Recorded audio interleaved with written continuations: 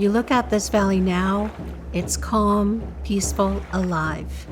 And you would think maybe it was always this way. But not long ago, for a long time, the land was hurting, and so were we. Colonization didn't just take trees or animals.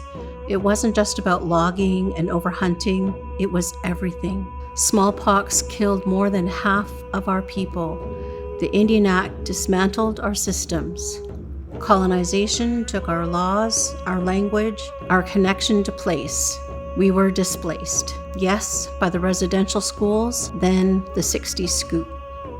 Our sovereignty was under attack, our identity and our connection to the land. The land was hurting too.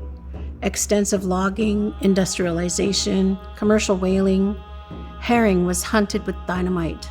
So of course, the orcas left. The sturgeon were gone. The elk disappeared.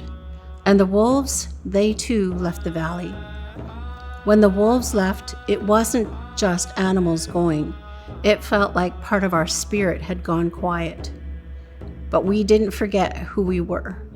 We didn't forget what this place is. We fought for it. Our creation story tells us we came from the wolf. It's not a metaphor, it's a truth. When we walk this land, we walk alongside our ancestors. And that includes the animals. The deer, the elk, the salmon, and yes, the wolves.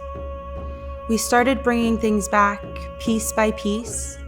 We brought the elk home in 2006. We started restoring what was lost, not just the animals, but the systems, the relationships. We protected the water, we cared for the trees, because stewardship isn't a job here, it's responsibility, it's love. In 2019, the elk were strong again, and then one day, we saw a wolf. They came back, on their own. Nobody brought them, they just knew. In 2023, we saw pups born here. That moment, that was everything. That's the thing. When the land heals, we heal too. And when we heal, the land responds. Everything is connected here. The salmon feed the orcas, the rivers feed the trees, the elk feed the wolves. And as the valley heals, the people heal. And as the people heal, the valley heals. When one piece disappears, the whole thing gets out of balance. That's what happened when colonization came. Not just environmental damage, but a rupture in the whole system. So when the wolves returned, it wasn't just nature coming back. It was dignity. It was proof that the work we're doing, it matters. We've come so far, but we're not done. And we can't afford to go backward. Because if the wolves leave again, that wouldn't just be a setback, it would break our hearts, especially for our youth. They've grown up hearing about this miracle. That's the risk. That's what's at stake when you work in this territory. This is a living relationship.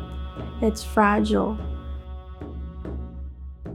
So if you're here, if you're working or visiting on this land, know that you've stepped into something sacred.